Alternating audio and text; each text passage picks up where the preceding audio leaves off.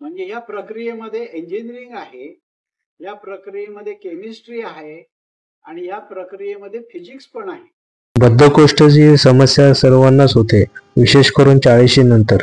श्री गोविंद वारुणकर यांनी या विषयावर अत्यंत सखोल अभ्यास केला, स्वतः काही प्रयोग केले. त्याचा आज अनुभव त्यांनी सर्वांसमोर कथन केला. त्याचा हा भाग आपल्यासाठी. नमस्कार, माझं नाव गोविंद वारुणकर पुणे. आजच्या व्याख्यानाचा विषय आहे ज्येष्ठांची बद्धकोष्ठता समस्या, उगम आणि उपाय. आता हा विषय तसा डॉक्टर लोकांनी करण्याचा आहे विषय, पण मी स्वतः इंजिनियर असल्यामुळं मी त्या दृष्टीने विचार केला. मी माझं इंजिनिअरिंग 72 साली पूर्ण केलं. 72 साली. मेकॅनिकल, इलेक्ट्रिकल, मेकॅनिकल कुठे COP. हा, आणि पुण्यात आल्यानंतर इतके वर्ष नोकरी करून रिटायर झालेलो आहे. आणि हा विषय मला बरेच दिवस दिसत होता, त्याच्यावरती थोडं तपशिलात जाण्याची गरज असं मला वाटलं, म्हणून मी त्या विषयावर जरा अधिक चिकाटीनं गेले 3 वर्ष जवळजवळ प्रयोग केलेले आहेत. आणि माझे जे काही प्रयोग झालेले आहेत ते सगळे मी तुम्हाला जरी नसले तरी त्यातले महत्वाचा जो भाग आहे तो तुमच्या पुढं शेअर करणार आहे. एखाद्या डॉक्टर सारखं मी तुम्हाला लेक्चर देणार नाही, प्रात्यक्षिक मात्र देतो, कारण हा विषय तसा आहे.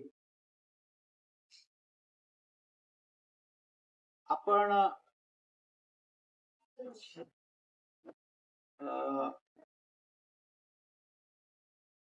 माझा अनुभव मी वापरणार आहे या व्याख्यानामध्ये. पॅकिंग आणि फॉरवर्डिंग असा एक शब्द असतो, ऐकला का तुम्ही कोणी? पॅकिंग आणि फॉरवर्डिंग. हा हो, शब्द आहे. हा विशेषतः फॅक्टरीमध्ये चालतो. म्हणजे इकडं प्रोडक्शन होत असतं, तयार झालेली वस्तू अशी इथं पुढच्या हॉलमध्ये येते, पॅकिंग करतात, त्याच्यानंतर त्याचं पॅकिंग करतात आणि त्याची पावती वगैरे करून ते मग ट्रक मध्ये घालतात. याला म्हणतात पॅकिंग अँड फॉरवर्डिंग. तो पण सिस्टीम आपल्याकडेच आहे. काय तो पण आपल्याला लागू होतो हा विषय. हा, तर ती packing and forwarding he system फार उदाहरण म्हणून मी तुम्हाला सोपी करून सांगताना वापरत आहे. पॅकिंग जर का व्यवस्थित झालं नाही तर त्याचं फॉरवर्डिंग होणार नाही. इनकम्प्लीट पॅकिंग केलं, फॉरवर्डिंग केलं तर ते जाईल तिकडं, पण नंतर बोंबाबोंब होईल की अरे तुम्ही आम्हाला वस्तू पाठवली, त्याच्या ऍक्सेसरीज पाठवले नाही, किंवा अमुक केलं नाही, तमुक केलं नाही, त्यातला हा स्पेअर पार्ट. किंवा अजून एक प्रॉब्लेम आहे की इथं तयार करणाऱ्यांनी सांगितलंय आज 4 वाजता देतो पॅकिंगला, त्यांनी जर का 5 ला दिलं तर ते तोपर्यंत काहीच करता येत नाही या माणसाला ते येईपर्यंत. त्याचा अर्थ काय की पॅकिंग अँड फॉरवर्डिंग इतकंच पाठीमागच्या गोष्टीला महत्वाचं आहे. आणि या सगळ्या गोष्टींची तसं म्हणलं तर एक लांबच्या लांब चेन आहे. पॅकिंग अँड फॉरवर्डिंग जरी मी सुरुवातीला शब्द वापरला तर ती एक मोठी चेन आहे. त्या सगळ्या चेनला आपण प्रोसेसिंग असं म्हणूया. त्या प्रोसेसिंगचं सुरुवात कुठून होतं? मुखातून होत असत. म्हणजे ही पहिली स्टेज आहे, मुखातून त्याची एंट्री झाली. नंतर तिथं काय झालं, त्याचं चरवण झालं. चरवण म्हणजे तुकडे झाले. त्याच्यात एक महत्वाची गोष्ट सांगण्यासारखी आहे, म्हणजे त्याच्यामध्ये एक कॅरियर नावाची गोष्ट आहे, ती माझ्या लक्षात आलेली आहे. आता कॅरियर म्हणजे काय, तर जे काय आपण खातो वस्तू त्याच्यात विटॅमिन्स असतात, शक्ती असते, हे आपल्याला माहितच आहे. त्यासाठी तर ते आपण घेत असतो. परंतु त्या शक्ती असली तरी सुद्धा ती पुढच्या प्रक्रियेमध्ये जाण्यासाठी त्याला काहीतरी एक कॅरियर लागतं. ते कॅरियर म्हणजे काय आहे, तर आपली जी मुखात असते ती लाळ असते.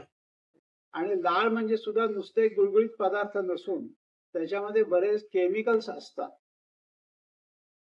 हे आपल्याला लक्षात घेता येईल.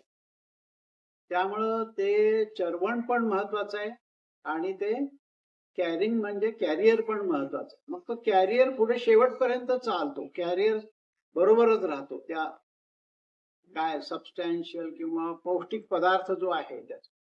आणि माणूस आपल्या अकलेनं काम करत असतो, पण परमेश्वर हा पार्टिकल लेवलला जाऊन काम करत असतो असं मला वाटायला लागलेलं आहे. केमिकल रिॲक्शन्स ज्या काही होत असतात, मग त्या सगळ्या जगभर म्हणतो, पिंडी ते ब्रह्मांडी सगळीकडे ज्या ज्या केमिकल रिॲक्शन्स होतात त्या पार्टिकलवरच अवलंबून असतात.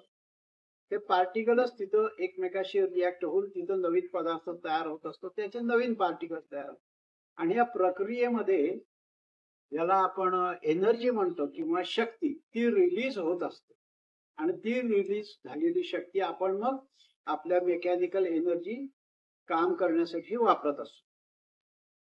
म्हणजे या प्रक्रियेमध्ये इंजिनिअरिंग आहे, या प्रक्रियेमध्ये केमिस्ट्री आहे, आणि या प्रक्रियेमध्ये फिजिक्स पण आहे. आता फिजिक्स म्हणजे काय, तर पार्टिकल्स जेव्हा ग्रुप्स तयार होतात त्यावेळेला आपण त्याला फिजिक्स म्हणू शकतो, फिजिकल पदार्थ. आणि केमिस्ट्री म्हणजे काय, पार्टिकल लेवलला गेलो. पाणी हे केमिकल आहे एक प्रकारचं, पण पाणी आणखीन इतर पदार्थ एकत्र आले की ते मग मोठं कॉम्बिनेशन झालं, त्याचा वडा तयार होईल, नाही तर लाडू तयार होईल, त्याला आपण फिजिक्स म्हणू. आणि इंजिनिअरिंग म्हणजे काय, तो उचलणे आणि तोंडाने.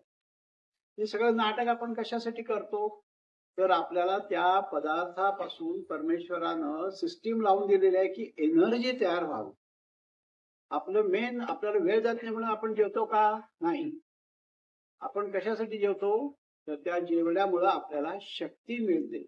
आणि ती शक्ती सुद्धा कशी ट्रान्समिट होत असते एका ठिकाणून हातापर्यंत, तर थ्रू मसल्स. म्हणजे मसल सुद्धा पण काय आहे, एक प्रकारचं फिजिक्स आणि केमिस्ट्रीच आहे. कारण मसलचे पार्टिकल सुद्धा आज छोटे छोटे अतिशय सूक्ष्म पार्टिकल एकत्र येऊन ते तयार झाले, त्याला सुद्धा कॅरियर असतं, बाइंडर असतं वगैरे. आता ही सगळं एवढी चर्चा करायची गरज काय, तर ह्या सिस्टीम मध्ये आजकालच्या आपण आधुनिकीकरणाच्या नावाखाली काही काही बदल करत आलेले आहेत. त्याचा मुख्य बदल म्हणजे काय, की सात्विक पदार्थ पूर्वी जसे घरी खात होतो तसे सात्विक पदार्थ नसतात. बाहेर वडा पडला की तो 2 वेळा तळून काढलेला असतो, त्या ह्याच्यातून तेलातून, तेल सुद्धा 2दा वापरलेलं असतं. आणि ही तर सामान्य किंवा नेहमीच्या लोकांची झाली. काही काही जे शाणे लोक आहेत, म्हणजे ज्यांना आपण कॉर्पोरेट्स म्हणूया, ते तर मोठ्या प्रमाणावर अशी केमिकल्स आणखीन हे तयार करत असतात, रंग, की ते घातले की तुम्हाला आता तर म्हणे दूध सुद्धा केमिस्ट्री वापरून किंवा काहीतरी केमिकल दूध तयार, खरं दूध नसतंच म्हणत, युरिया काहीतरी असतं केमिस्ट्री. मग त्या आता केमिस्ट्रीची जी काही प्रगती झालेली आहे त्याचा उपयोग हा म्हणजे दुरुपयोगाचा झाला. तर यातून आपण ही धडा काय घेतलेला आहे, की बाहेरचे पदार्थ जे असतात की जे सात्विक नाहीयेत, आरोग्याला उपयोगी नाहीयेत, हे आपण पूर्णपणे बंद करा. आणि ते माझ्या योग असा आला की 3 वर्षापूर्वी मला ऍसिडिटीचा जाम त्रास झाला, आणि डॉक्टर मला म्हणाले की तुमची ऍसिडिटी जायची असेल तर तुम्हाला हे चहा कॉफी बंद करावे लागेल. आणि त्या ऍसिडिटीचा मला एवढा जोरात फटका बसलेला होता की मी निमूटपणे मग चहा बंद केला. आणि 3 वर्षात मला आता असं लक्षात आलं की चहा बंद केल्यामुळे माझं काहीही अडत नाही. आणि गीतेमध्ये कृष्णानं असं सांगितलेलं आहे की जे सुरुवातीला चांगलं वाटतं आणि शेवटी जे वाईट होतं तो एक ऑप्शन आहे. आणि सुरुवातीला कडू लागतो पण शेवट चांगला, तो दुसरा ऑप्शन आहे. ते आता मला गीता काही पाठ नाहीये, पण गीतेत असा एक श्लोक आहे. तर त्यातलं एक उदाहरण म्हणजे चहा, की जो पिताना आपल्याला ठीक वाटतो, पण ते आत गेल्यानंतर जे त्याच्या केमिकल रिॲक्शन्स असतात ना, त्या आपल्याला काय करतात, शॉर्ट टर्म आणि लॉंग टर्म मध्ये डिस्टर्ब करतात. म्हणजे थोडक्यात आपल्या जेवणाचं जे टाइम टेबल आहे तेच बिघडतं. आणि आपण चॉईस करतात, त्यामुळे काय करतो, निराळेच चॉईस करतो. सकाळी 8 वाजता येऊन बाई पोळ्या आणि भाजी करून जाते, आणि आपण त्याच पोळ्या आणि भाजी दुपारी 12 वाजता गरम करून खातो. हा काय चांगला प्रकार आहे असं मला वाटत नाही. आपण मॉडर्न झालो, बिझी झालो, याचा अर्थ आपण टाइम टेबल मध्ये एवढे कच्चे व्हावे की 8 वाजता केलेली पोळी दुपारी 12, 1, 2 वाजता खायची गरम करून. हे काय तितकं बरोबर नाही. ह्याचा अर्थ प्रोसेसिंग मध्ये कुठं दुरुस्ती करायची हे मी तुम्हाला सांगितलं. ह्याच्यात मी धडा असा घेतलेला आहे की पूर्वी आम्ही शाळेत ज्या वेळेला 11 वाजता जात असतो 10:30ला, त्यावेळेला 10 वाजताच आम्ही जेवत होतो.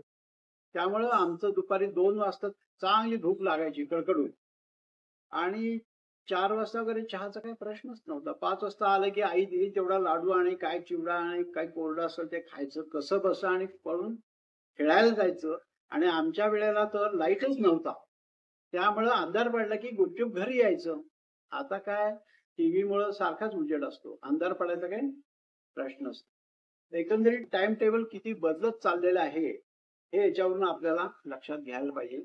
आणि कशासाठी लक्षात घ्यायचं तर त्याच्यात आपण दुरुस्त्या करणं गरजेचं आहे. हे जेवणाची वेळ आहे ती आपण पाळायला पाहिजे. मी बिझी म्हणायचं आणि पेपर वाचत वाचत जेवायचं, किंवा टीव्ही बघत बघत जेवायचं, किंवा ते मोबाईल बघत बघत जेवायचं, मोबाईल बघत बघत गाडी चालवायची, तर सगळ्या गोष्टी आहेत या काय तेवढ्या प्रगतीचं लक्षण म्हणता येत नाही. उलट त्यातून झालं तर नुकसान प्रचंड होणार आहे. आता प्रचंड नुकसान म्हणजे काय याच्याबद्दल बोललं तर ती फार मोठी प्रचंड पनिशमेंट आहे असं मी म्हणलो. आता ती पनिशमेंट काय आहे तर त्यामुळे एक म्हणजे आपल्याला वेळच्या वेळी भूकच लागत. आपल्याला वेळच्या वेळी भूकच लागत नाही. सकाळी 10 वाजता भूकच लागत नाही, कारण सकाळी उठून 7 वाजता 8 वाजता चहा प्यायचा, मग 10 वाजता भूक लागत नाही. मग कसा बसा केलाय म्हणून 9 वाजता नाश्ता करायचा, तो बिन भुकेतच खाल्लेला जातो. मग दुपारी 12 वाजता सुद्धा भूक नसते. मग मी असं करतो 1 वाजता जेवतो, मग 1 वाजता 1:30 वाजता जेवायचं. त्याच्यानंतर जेवल्यानंतर झोपू नये असं दंडक आहे आयुर्वेदाचा. आली झोप म्हणून झोपायचं. मग 4 वाजता उठलं की पहिलं चहा, त्याशिवाय बाकीचं काही नाही. 4 वाजता चहा केला, 5 वाजता चहा केला की मग फिरायला जाणार तुम्ही, किंवा ऑफिसमधनं आपण 5-6 वाजता येणार. आलं की पहिल्यांदा चहा पोहे. मग कसं काय तुम्हाला जेवण जाणार 7:30-8 वाजता. मग जेवण अर्थातच 9 वाजता. मग 9 वाजता जेवण झालं की झोप 10 काय आणि 11 काय. जेवल्यानंतर मग झोप, त्याला पण मग उशीरच होतो. मग अर्थात ते प्रक्रिया जी आहे त्या प्रक्रियेत कुठं काय गडबड होते ते आपण शोधायचा प्रयत्न करतो. तर आपल्या जेवणाच्या वेळा आपण सुधारायला पाहिजे किंवा मेंटेन करायला पाहिजे. मी तर सकाळी 8 वाजता 9 वाजता बाई येऊन करून गेलेली असती जेवण, कुकर झालेला असतो. 10 वाजता सरळ जेवूनच घेतो. आता रिटायर म्हणल्यावर मला काही गडबड नसते, काय हरकत आहे. नाहीतरी आपण 9 वाजता नाश्ता करतो, मग तसं 10 वाजता जेवणच करून टाकलं तर काय उपयोग आहे. काय गैर काय आहे त्या. संध्याकाळी पण तसंच उगाच काहीतरी चहा पोहे टाइमपास करायचा. आणि मग जेवणाची माझे दोन माझे मुलगे आहेत. एक आहे जर्मनीमध्ये आणि एक आहे ऑस्ट्रेलियामध्ये. ऑस्ट्रेलियातला मुलांना घेऊन येतात शाळेतनं त्यांच्या, आणि आल्या आल्या मुलगा काय करतो त्या मुलांना आंघोळीला घेऊन जातो ताबडतोब, आणि बायको स्वयंपाकाला लागते. आंघोळ झालेली आली की लगेच ते जेवायला वाटतात. त्यामुळे 7 वाजता त्यांची जेवणं होतात. मग त्याच्यानंतरचं टाइम टेबल तुमचं तुमच्या सोयीप्रमाणे करा. अभ्यास करा, टीव्ही बघा, दंगामस्ती काही करा. त्यामुळे ते सगळं ठाक ठीक आहे. आणि जर्मनीतला तो काय करतो, त्याचं ऑफिस आहे ते घराच्या जवळच आहे, चालत येण्याच्या अंतर. तो येताना 6:30 वाजता आलं की लगेच चहा पाणी नाश्ता पोहे आणि अमुक तमुक जे काय असेल ते सगळं 7 कधी वाजून गेले त्यांना कळत नाही. मग जेवणाचं काय 8:30-9 त्या वाजता जेव. 9 वाजता जेवल्यानंतर मग त्याच्या पुढं ते काय ते म्हणजे थोडक्यात काय भुकीची वेळ निघून जाते. तर मी आज तुम्हाला सांगतोय याचा मुख्य हेतू काय आहे की तुम्हाला जिभेला चव लागायला पाहिजे. वेळच्या वेळी जेवायच्या वेळेला चव लागायला पाहिजे. आणि दुसरी गोष्ट झोपेच्या वेळेला गाढ झोप लागायला पाहिजे. कधी एकदा झोपतो असं व्हायला पाहिजे, तरच आपण जिंकलं.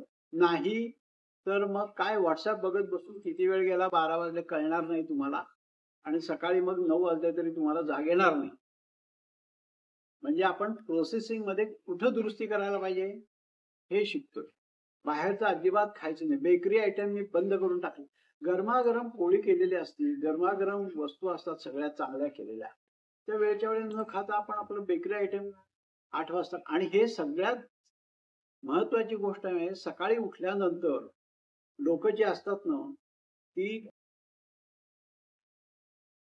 का टाइमपास करतात, तर त्यांना पोट त्यांचं साफ होतच नाही वेळच्या वेळी, म्हणून मग काय करतात, ट्रायल करतात. माझा तर एक आहे मित्र, तो ते तंबाखूचं काहीतरी करत असतो, काय मिश्री म्हणतात त्याला, ती तंबाखू गरम करतात काय, आणि म्हणजे त्या नाही त्याशिवाय मला होत नाही. बरं ठीक आहे बाबा जा.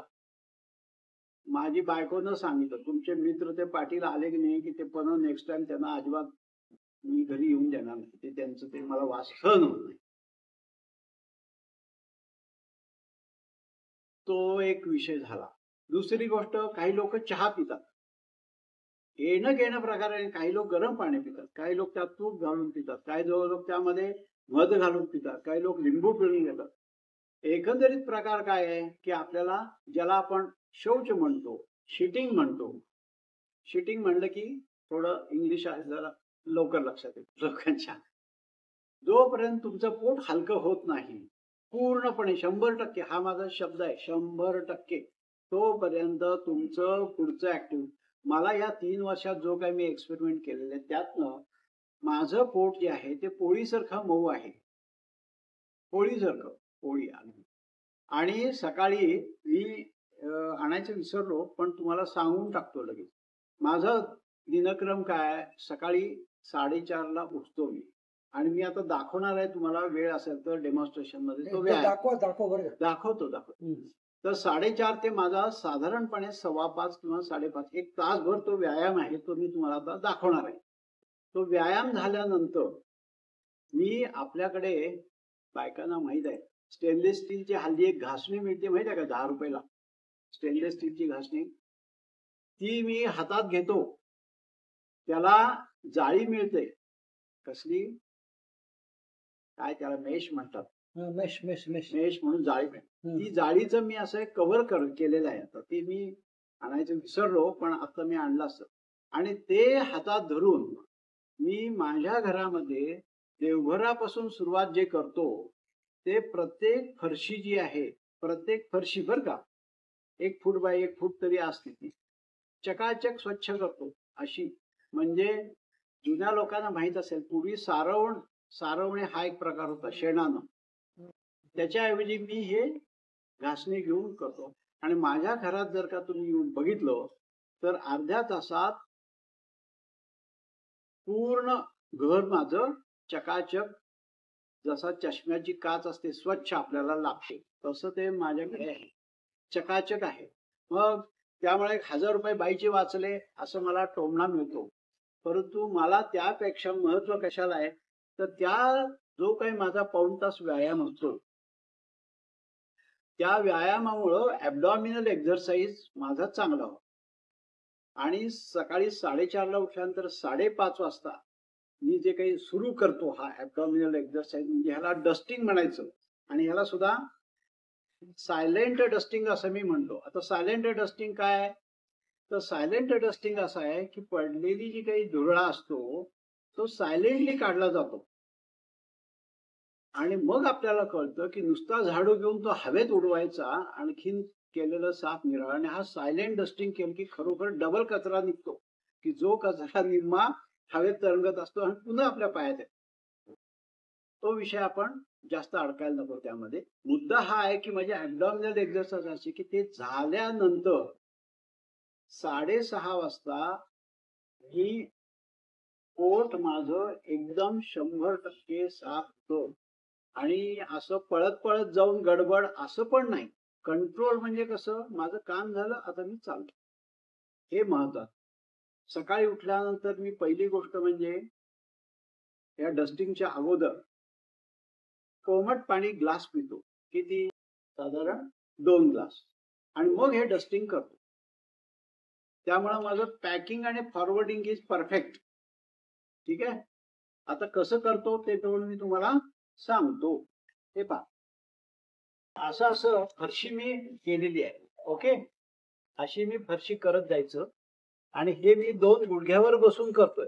सुरुवातीला तुम्हाला माझ्यासारखं जमणार नाही, पण हे जर का तुम्ही असं असं करत गेला तर फरशी सुद्धा चकाचक होईल. आणि त्यापेक्षा मला हा व्यायाम सांग. आणि दमलं की असं बसायचं आणि मग अशी फरशी करायची, काय बिघडत नाही. फरशी पण चकाचक चष्म्यासारखी. आणि माझ्या ऍबडॉमिनल एक्झरसाइज की 6:30 वाजता मला डिलिव्हरी आउट हा शब्द मी वापरेन. जे काही नको ते जमा झालेलं जे अन्न असतं किंवा काय म्हणतात त्याला शिटिंग, ते बाहेर जाणं. म्हणजे आता त्याबद्दल, त्या डिलिव्हरी बद्दल मी काय बोलू, काय हलकेपणा वाटतो तो आपल्याला अनुभवाला येत असतो. परंतु आपण ते अनुभवाला आल्यानंतर पटकन उड्या मारत कामाला लागतो. त्यामुळे तो अनुभव परत यायची आपल्याला आठवण राहत नाही. आणि प्रोसेसिंग मध्ये आपण नको ते खाल्लेलं असतं, नको त्या वेळेला खाल्लेलं असतं, नको त्या पद्धतीनं खाल्लेलं असतं. त्यामुळे ती प्रोसेसिंग बरोबर असते. त्यामुळे पॅकिंग फॉरवर्डिंगला या पाठीमागच्या गोष्टीचा सुद्धा जो सपोर्ट गरजेचा आहे, तो मला तर आता त्याचे पॉइंट लिस्ट करून सांगण्याची गरज वाटते. मला योग असेल तसं मी ते करेल. आणि मी ह्याच्यावरती एक आता आर्टिकल लिहिणार आहे, art of eating and shitting. Art of eating and shitting. Art of eating म्हणजे काय आपल्याला माहिती आहे, खाणं. शिटिंग म्हणजे काय, शौच. पण ही आर्ट आहे ही, असं मला वाटायला लागलेलं आहे. तर ते मी जसं योग येईल तसं ते लिहीन आणि मग त्यातनं तो विषय अधिक सुलभपणे इंटरेस्टिंग लोकांना करता येईल. आणि लोकांचं पॅकिंग फॉरवर्डिंग आणि पाठीमागचं प्रोसेसिंग आहे हे पण सुधारेल. मला आठवेल तसं मी बोलतोय. मी जेवताना पोळी जी असते त्याला असा रोल करतो. पोळीचे मी साधारणपणे 4 तुकडे करतो आणि प्रत्येक तुकडा जो आहे त्याला असा रोल करतो. रोल म्हणजे सुरळी. आणि ती घट्ट होते मग. आणि घट्ट झालेली सुरळी जी असते ती मी दातानं पुढच्या बरं का, दातानं 3 वेळा तुकडे पाडतो त्याचे. 1 2 3. 3 वेळा तुकडे पाडताना मी काय करतो, खात्री करून घेण्यासाठी हात लांब करतो. चावलं की एक घास, चावलं की दुसरा घास, चावलं की तिसरा.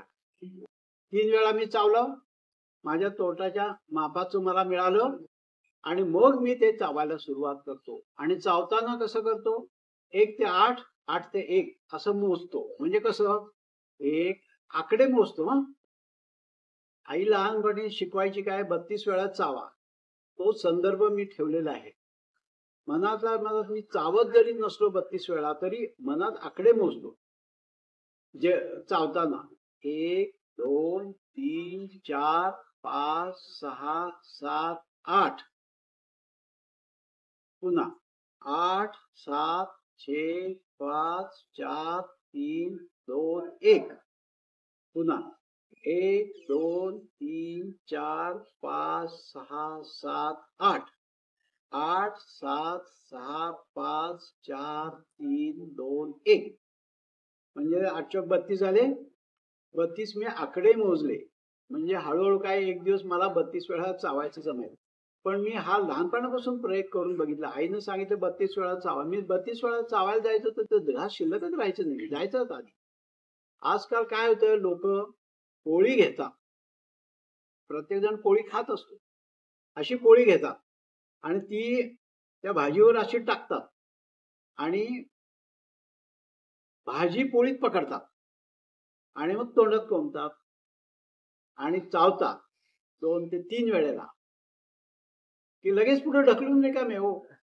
त्याला कॅरियरच नाहीये. कॅरियर म्हणजे सलायवा किंवा लाळच त्याला मिळत नाही, मिक्सिंग होतच नाही.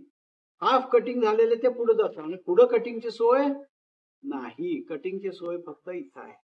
म्हणून मी असं म्हणतो की you have to support your chewing. Chewing म्हणजे दाढेचं काम, विथ युअर टीथ म्हणजे biting. Support your chewing with biting म्हणजे कुठलीही वस्तू खाताना त्याचे आधी 3 तुकडे करा, मग ते तुम्ही चावून खा. मग तुम्हाला चावायला मजा तर येईल. मी एक आयुर्वेद नव्हे काय म्हणतात ते नॅचरोपॅथीचं पुण्यातल्या झंवर म्हणून एक होते प्रसिद्ध, त्यांचं व्याख्यान ऐकलं होतं. त्यांनी सांगितलं होतं तुम्ही जर का कोरडी भाकरी जरी खाल्ली मीठ भाकर तरी सुद्धा ती गोड लागते नंतर. आणि मी एक्सपेरिमेंट केलं तर खरं झालं राव, खरोखरच गोड लागती. आणि त्यांनी असं सांगितलं की तुम्ही कोरडा घास जर का गाय लागला तर खाली जात नाही घशातनं, म्हणून मग काय करतो, लाळ कॉल फॉर करतो, म्हणजे लाळेला इन्व्हाइट करतो, म्हणजे लाळ येते, आली की मग ते सगळं प्रोसेसिंग व्यवस्थित होतं, पॅकिंग म्हणजे हे काय म्हणतं प्रोसेसिंग बरोबर झालं, मग पुढच्या ह्याच्यावर लोड येत नाही. नाहीतर पुढच्या ह्याच्यावर लोड येतो मग, आणि मग काय होतं ते डायजेशन पूर्ण होत नाही. तेव्हा आपण च्युईंग आणि बायटिंग याच्याचा फरक समजून घेतला. Support your chewing with 3 bites.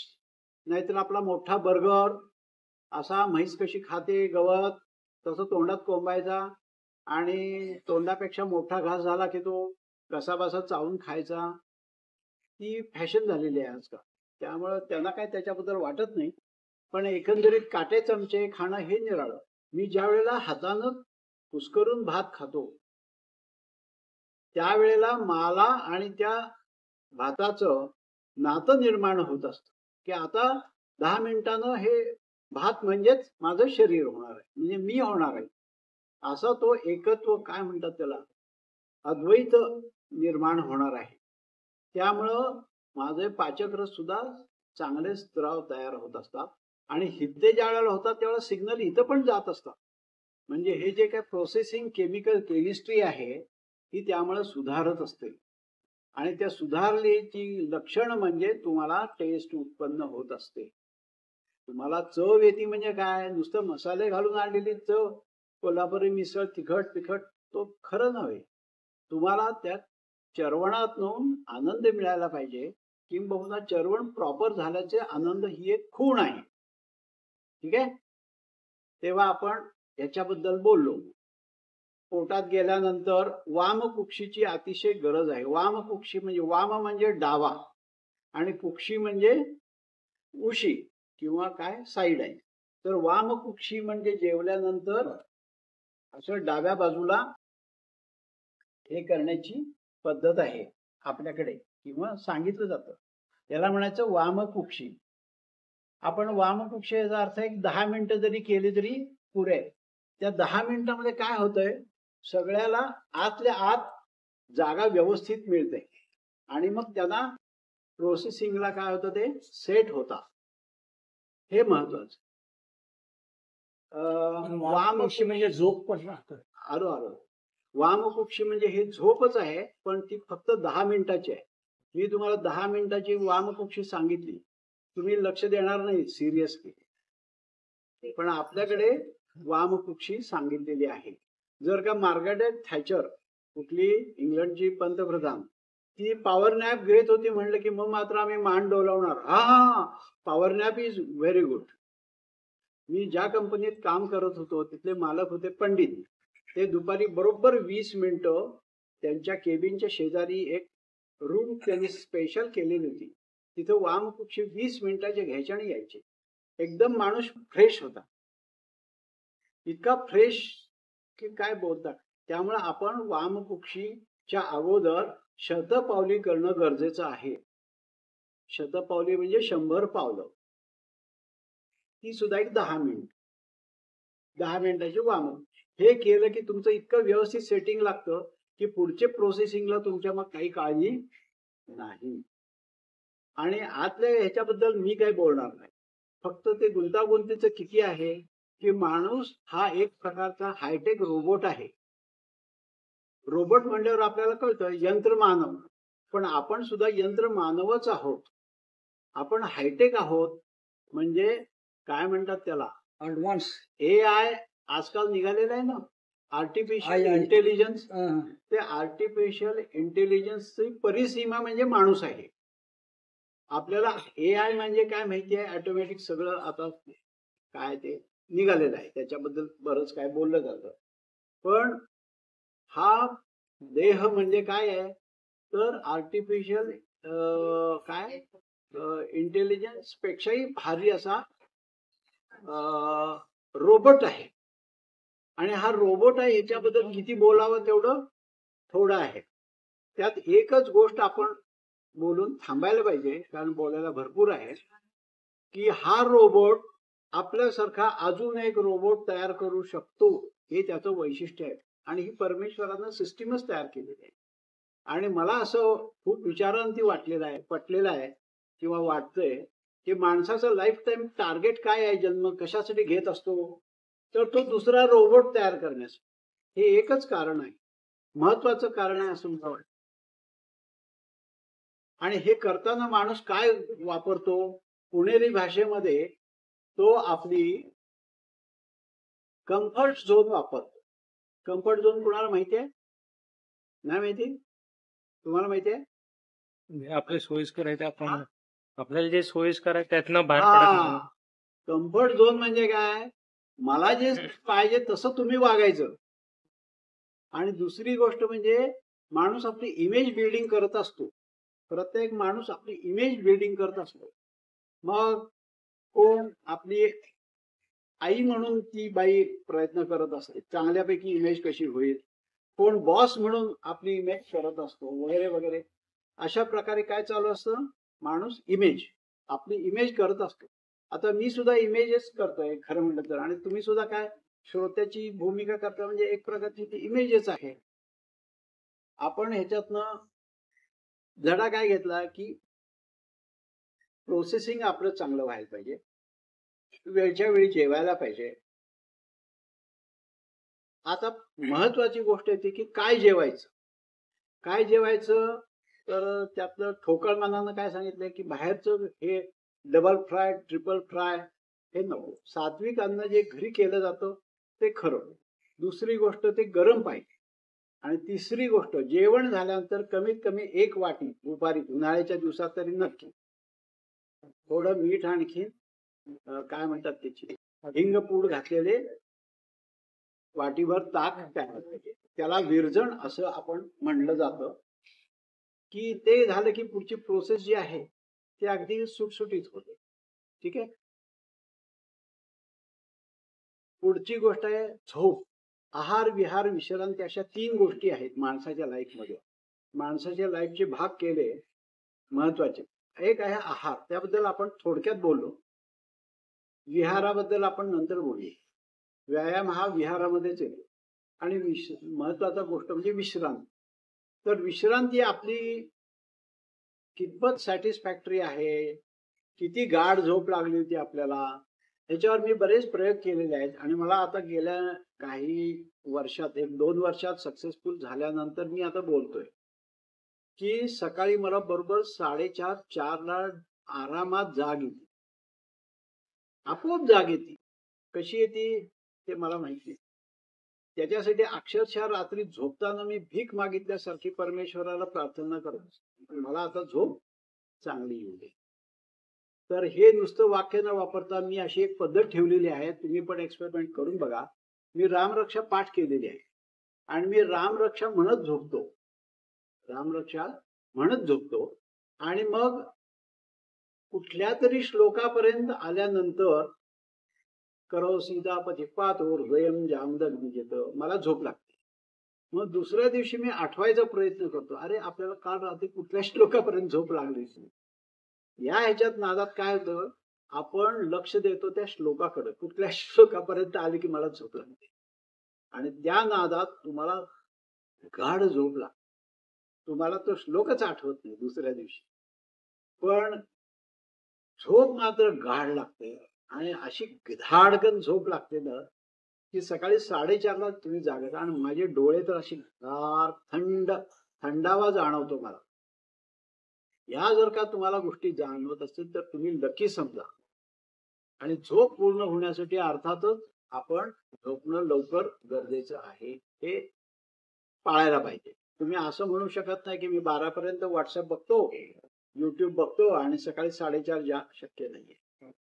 हे जर का तुम्ही पाळलं, काय थोडं युट्यूबचं नुकसान आहे, थोडंच झालं तर मलाच फायदा आहे.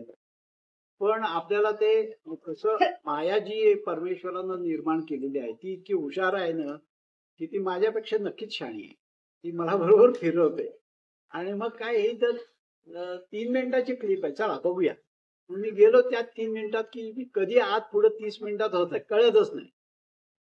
आणि मग कधी 12 वाजले कळतच नाही. हे सगळ्यासाठी आधीच काळजी घ्यायला पाहिजे की आपला चॉईसच बदलून टाकायचा. मला ते काय, आजपर्यंत मी बिन युट्यूबचं माझं चालत होतं, मग आताच मला कशाला बिन युट्यूब शिवाय चालत नाही असं वाटून मला कशाला घ्यायचं, असा विचार करायला पाहिजे. त्यामुळे मी तुम्हाला झोपेचं सांगितलं. तुम्हाला जर का डोळे थंड वाटत नसेल, जर का झोप झाल्यानंतर उठून बसावं असं वाटत असेल, तरच तुम्ही सक्सेसफुल झोप झाली. नाही तर तुम्ही माझ्याकडे यायला पाहिजे आणि शिकायला पाहिजे. झोपेप्रमाणे आहाराबद्दल पण मी तुम्हाला सांगितलेलं आहे. आता मी विहाराबद्दल आहे. विहार म्हणजे काय, हे 2 सोडून उरलेले आहे ते सगळं विहार आहे. विहारामध्ये माणसाने, विशेषतः ज्येष्ठांच्या बद्दल मी बोलतोय, की जे व्यायामासाठी अर्धा तास तरी काढू शकतात त्यांनी परमेश्वराचे अतिशय आभार मानायला पाहिजे. नाहीतर कारणाची यादी आपण काढली तर खूप मोठी यादी आहे की या कारणामुळं त्या कारणामुळं मला फिरायला जमत नाही. फिरायला म्हणण्यापेक्षा एक्झरसाईज जमत नाही. आणि जर का तुमचा एक्झरसाईज जमत नसेल तर तुमचं हे प्रोसेसिंग चांगलं होण्याची शक्यता नाही असं मला वाटतंय. प्रोसेसिंग चांगलं व्हायला पाहिजे असेल तर तुम्हाला व्यायाम हा अत्यंत आवश्यक आहे. आता मी सांगितल्याप्रमाणे तुम्हाला मी डेमॉन्स्ट्रेशन पण देणं गरजेचं आहे. तर त्या डेमॉन्स्ट्रेशन मागच्या वेळी तुम्हाला आठवत असेल, हेच मी व्याख्यान घेतलं होतं आणि डेमॉन्स्ट्रेशन पण दाखवलं होतं. तसं मी आता तुम्हाला डेमॉन्स्ट्रेशन आधी दाखवतो आणि मग आपण थोडं ते त्याबद्दल बोलूया. डेमॉन्स्ट्रेशन मध्ये मी, ही एक गोष्ट आहे, लाकडी बॅट आहे. म्हणजे ही बॅट नसून हे कपडे धुण्याचं साधन आहे. मंडईमध्ये 80 रुपयाला विकत मिळतं. हे मी वापरतो. आणखीन कसं व्यायाम करतो, 4:30 वाजता बरं का.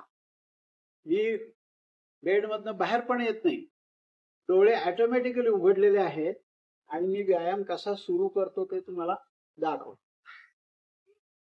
ही एक जाड उशी न घेता मी नेहमी सॉफ्ट छोटी घडी घेत असतो झोपताना. पण ह्या व्यायामासाठी मला, म्हणजे प्रत्येकाचा चॉईस आहे तो, कुणाला हे पण घेतलं तर चांगलं होतं. म्हणजे हे पहिल्यांदा व्यायामासाठी हे केलं. आता मी व्यायामाला हे जे आहे ते मी कमरेखाली ठेवलेलं आहे, दिसलं का? दिसलं. आणि पाय सरळ केलेले आहेत, हात केलेले. आता ह्याला मी स्ट्रेचिंग एक्सरसाइज म्हणतो. स्ट्रेचिंग म्हणजे काय, शरीराचे पार्ट्स अवे फ्रॉम बॉडी असं. दिसले? म्हणजे लांबी वाढते थोडक्यात, पायापासून डोक्यापर्यंत. आणि बोट दिसली का? ही बोट इकडे गेली, ही बोट इकडे गेली. हे स्ट्रेचिंग झालं. आता या स्ट्रेचिंग मध्ये मी हे असे हात जर का गुंफून घेतले घट्ट, तर माझी बॉडी 1 पीस वाटतोय मला, असं घट्ट झालेलं आहे. 1 2 3 4 5 6 7 8. बघा एवढंच आहे.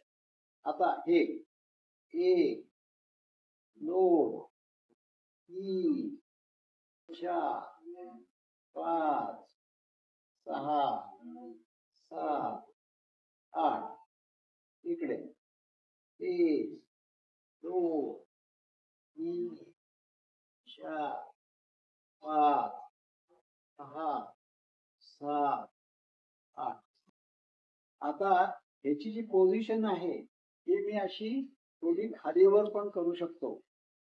हे फार महत्वाचं आहे, नीट लक्ष द्या. हे वर पण घेऊ शकतो, हे खाली पण घेऊ शकतो, हे माकड हाडावरती पण ठेवू शकतो. त्याच्यानंतर हे जे पाय आहेत हे मी जर का असे घेतले तर 1 2 3 4 5 6 7 8 8 7 6 5 4 3 2 1. म्हणजे या माझ्या या मसल्सला सगळ्या एक्झरसाइज झाला. या मसल्सला एक्झरसाइज चांगला झालेला आहे. आता हे जे एक्झरसाइज आहे ह्याला फ्लोटिंग एक्झरसाइज म्हणायचं, म्हणजे वरच्या वर एक्झरसाइज आहे. आता मी तुम्हाला यात फॉलिंग एक्झरसाइज शिकवणार आहे. फॉलिंग म्हणजे काय, ही जी काही पिवट मी लाकडी खाली ठेवलेला आहे हा माकड हाडाच्या वरती घेतलेला आहे. त्यामुळे मी आता फॉलिंग आहे, माझी जी सीट आहे ती आता खाली पडते. दिसली का तुम्हाला? 1 2 3 4 5 6 7 8. म्हणजे माझी सीट ह्या लाकडापासून खाली पडती आहे. Falling exercise. आता पुढचा एक्झरसाइज 1 मांडी घातलेली आहे मी. 1 2 3 4 5 6 7 8. पाय बदलला. 1 2 3 4 5 6 7 8. आणि हे हात आहे हे असे पण मी ठेवू शकतो किंवा हे असे मी मानेखाली पण ठेवू शकतो. आता हे पहा, अर्धपाद आसन. 1 2 3 4 5 6 7 8. आता हा पाय आहे, हा कॉटच्या या रॉडला मी टेकवलेला आहे बरं का. त्यामुळे मी आधार घेत आहे त्याचा. 1 2 3 4 5 6 7 8. आता मी हे पुन्हा आता मी ही डावा हात असा गुडघ्याला धरलाय, यांना अंगठा धरलेला आहे. 1 2 1 2 3 4 5 6 7 8. बदलायचं. आता हा अंगठा पकडला. 1 2 3 4 5 6 7 8. बरोबर आहे. आता मी मांडी घातलेली आहे. फॉलिंग एक्झरसाइज मध्ये हे असं दाबून धरलेलं आहे वरती.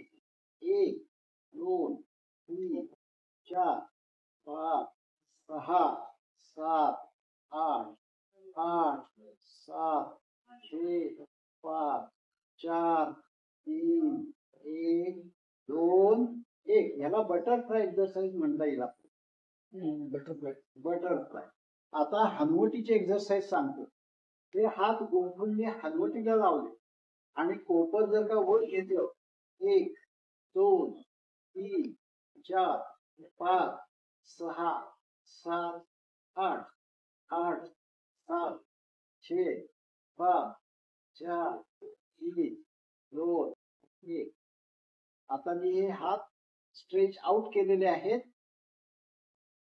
आणि हे करत असताना हनुवटी एक्झरसाइज पायाचं बटरफ्लाय पण करू शकतो, पण सुरुवातीला तुम्हाला येणार नाही, तुम्हाला थोडं प्रॅक्टिस करावं लागेल. आता आपण ह्या कठड्याचा आधार घेतलेला आहे टाचेला, त्यामुळं लांबी माझ्या शरीराची आपोआप वाढत आहे. तुम्हाला लक्षात येईल. हे सगळे पाठीवरचे एक्झरसाइज आहेत. ह्याच्यामध्ये सुद्धा अजून प्रकार आहेत 5. ते मी तुम्हाला नंतर योग असेल तसं सांगेल. आता मी तुम्हाला पोटावरचे एक्झरसाइज सांगणार आहे कसे करायचे ते. आपण डस्टिंग ज्यावेळी मगाशी मी बोललो त्या डस्टिंग मध्ये पोटाला ॲब्डॉमिनल एक्झरसाइज होतच असतात. पण पोटावरचे व्यायाम कसे करायचे तर मग हे जी सेटिंग लावलेलं आहे याला ही उशी अशी ठेवलेली आहे. जरा असं जाड केलेलं आहे याला आणि हनुवटीला माझ्या एक्झरसाइज आहे. हनुवटीला कसा आहे हे बघा. अशी मी हनुवटी कॅच केलेली आहे. आता ह्याच्यात मला फक्त स्ट्रेचिंग आहे, म्हणजे मुवमेंट नाही आहे. 1 2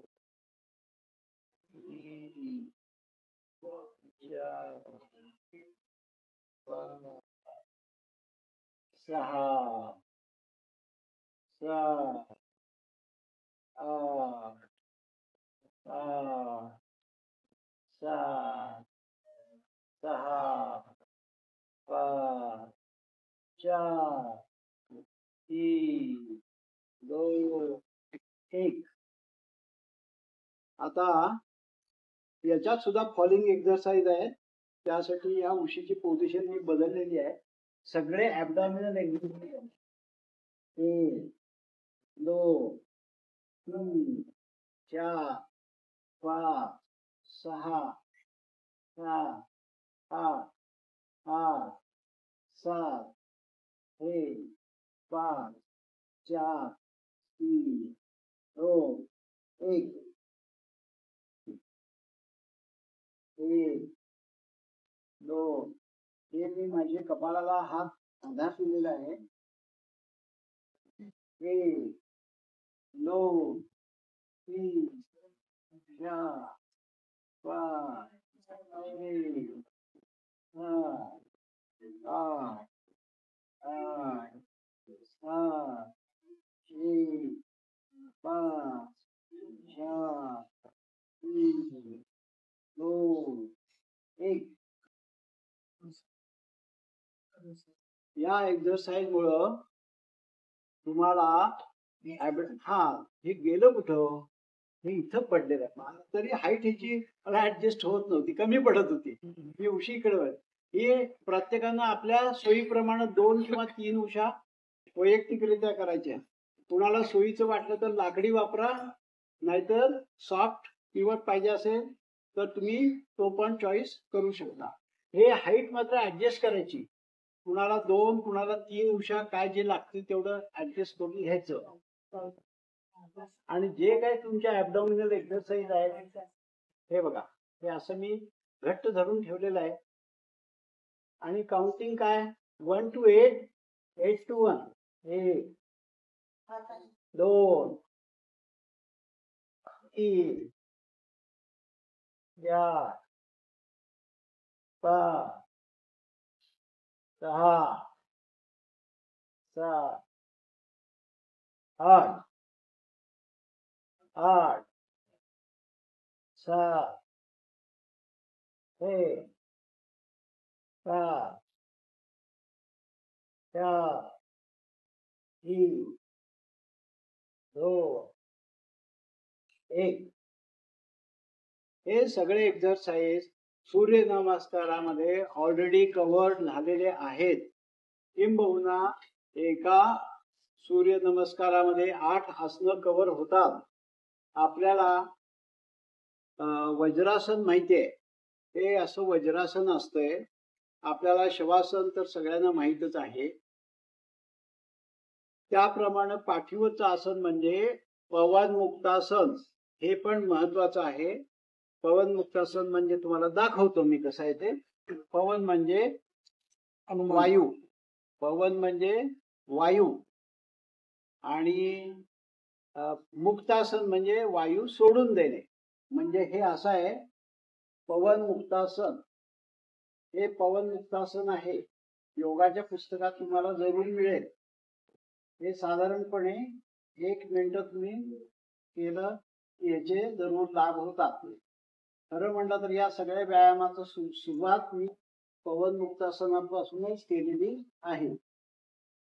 नंतर हे नौकासन आहे, वज्रासन आहे, आणि हे जे मसल्स आहेत याला हे होणं गरजेचं आहे पायाला.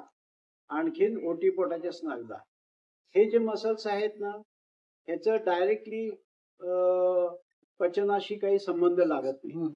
किंबहुना परमेश्वराने आपल्याला जी काही सिस्टीम दिलेली आहे, मग रेस्पिरेटरी असू दे, ब्लड सिस्टीम असू दे, सगळं जे काही आहे त्यात फक्त डायजेशन मध्ये माणसाला इन्व्हॉल्व केलेलं आहे. बाकी सगळ्या सिस्टीम्स आहेत त्या परमेश्वरानं आपल्या हातात ठेवलेल्या आहेत. त्याच्यात आपल्याला काही करता येत नाही. पण दिलेले जी काही अधिकार आहे आपल्याला खाण्याचा, पचन सिस्टीमचा, तो आपण चांगल्या प्रकारे वापरला तर त्याचे रिझल्ट चांगले आहेत. आपण त्याच्यात गडबड केली की त्याचे परिणाम नक्की होतातच होतात. पण तुम्ही 4:30ला पहाटे उठून लगेच करता, लगेच पण ते पोट साफ झाल्याशिवाय करायचं नसतं ना. एक्झॅक्टली हाच प्रॉब्लेम मला अनेक वर्ष सतावत होता. पण ह्या प्रकारामुळे माझी ही डायजेशन सिस्टीम इतकी सुधारलेली आहे की मी इथं सकाळी 4:30ला डोळे उघडल्याच्या मला कळलं की माझे हे एक्सरसाइज पूर्ण करतो. पूर्ण झाल्यानंतर मग उठल्यानंतर आपल्याला लहानपणी शिकवलेलं आहे, कराग्रे वसते लक्ष्मी करमध्ये सरस्वती करमूले तू गोविंदा प्रभाते करदर्शनम विष्णुपत्नी नमस्तुभ्यम. विष्णुपत्नी म्हणजे पृथ्वी, नमस्तुभ्यम म्हणजे भूमीला मी नमस्कार करतो, विष्णुपत्नी नमस्कार करतो, विष्णुपत्नी नमस्तुभ्यम पादस्पर्शम क्षमस्व. मे पाय लावायला तुला आता दिवसभर मी पायानं तुडवणार आहे, पण मी हलके अंगठा लावून तुला आधी माफी मागतो आणि मग आपण अंथरुणातून बेडवरून खाली उतरायचं. उठलं की पहिल्यांदा देवाला नमस्कार, भीक मागितल्यासारखी चांगली बुद्धी दे असं मागायचं. काषाय वस्त्रम करदंडधारिणम कमंडलुम पद्मकरेण शंखम चक्र गदा भूषित भूषणाढ्याम श्रीपादराजम शरणम प्रपद्ये. असं दत्ताच्या मूर्तीचं वर्णन आहे.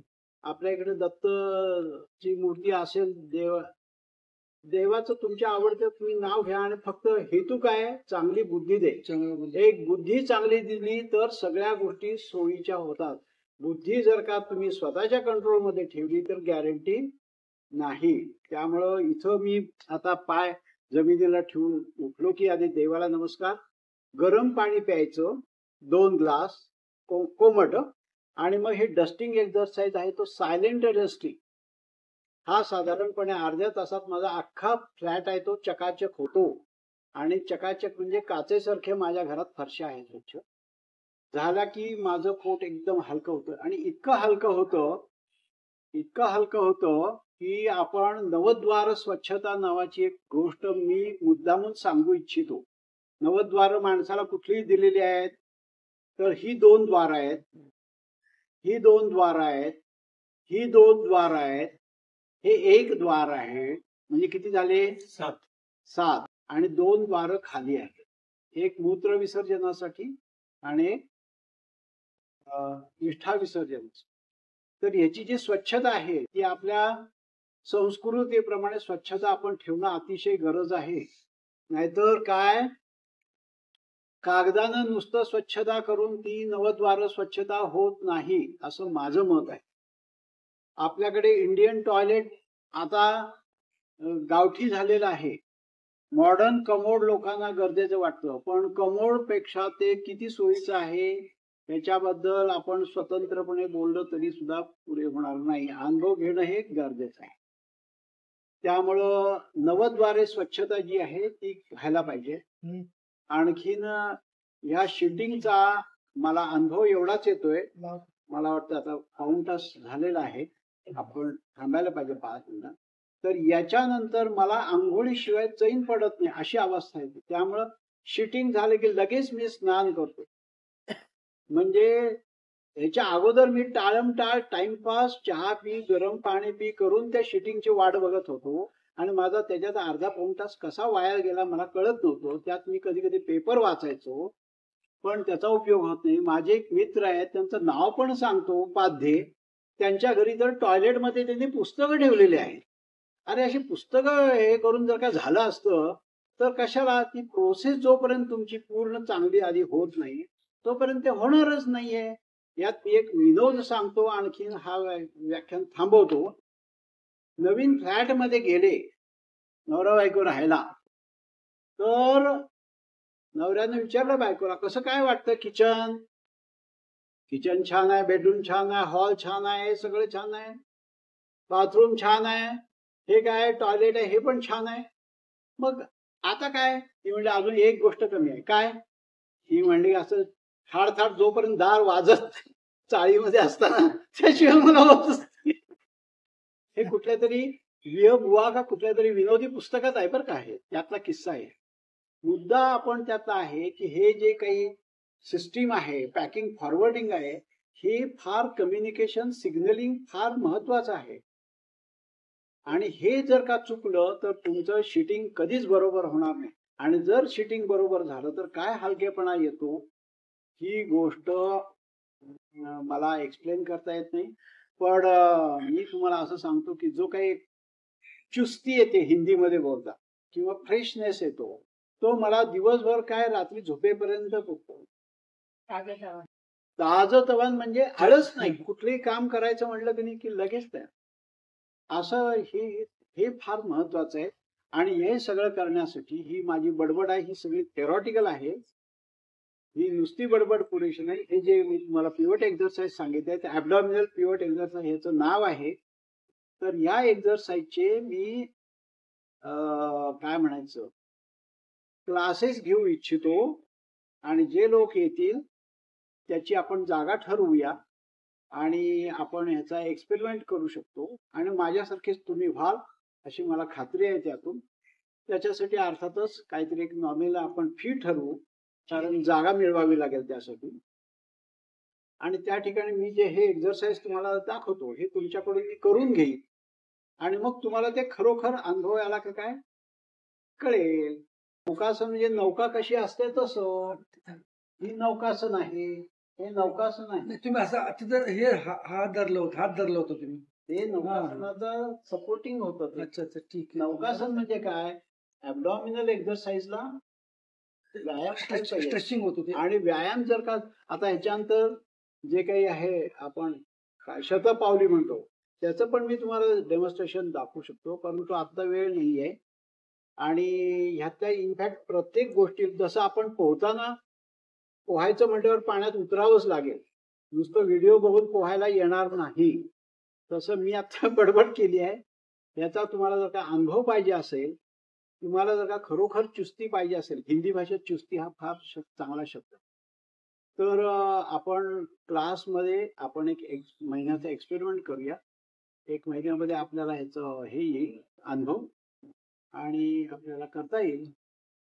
त्याबद्दल मी माझा फक्त मोबाईल नंबर तुम्हाला सांगतो 8275950816 म्हणजे सांगा 8275950816 नाव आहे गोविंद वारुणकर. सगळ्यांनी मला गोविंद वारुणकर. मला वाटतं हा रेकॉर्ड पण झालेला आहे त्यामुळे काही प्रश्न नाही. विशेष आभार. तुमचे आभार. तुम्ही बाबर नाव काय संजय बाबर. संजय बाबर. हे संजय बाबरने केले नाही तर आजपर्यंत मी असे कार्यक्रम केलेले आहेत सगळे काय म्हणायचं माझ्या ओळखीच्या ठिकाणी वगैरे. परंतु याची खरी किंमत कोणाला काही कळलेली नाहीये.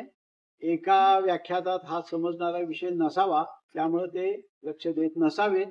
पण आता या बाबरांच्या निमित्तानं जर काही रेकॉर्ड झालं तर ते मग युट्यूबवर बघतील मात्र लोक आणि मग ह्याच्यात प्रत्यक्षात.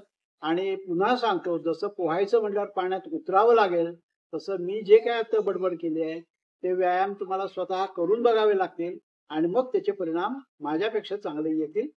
धन्यवाद.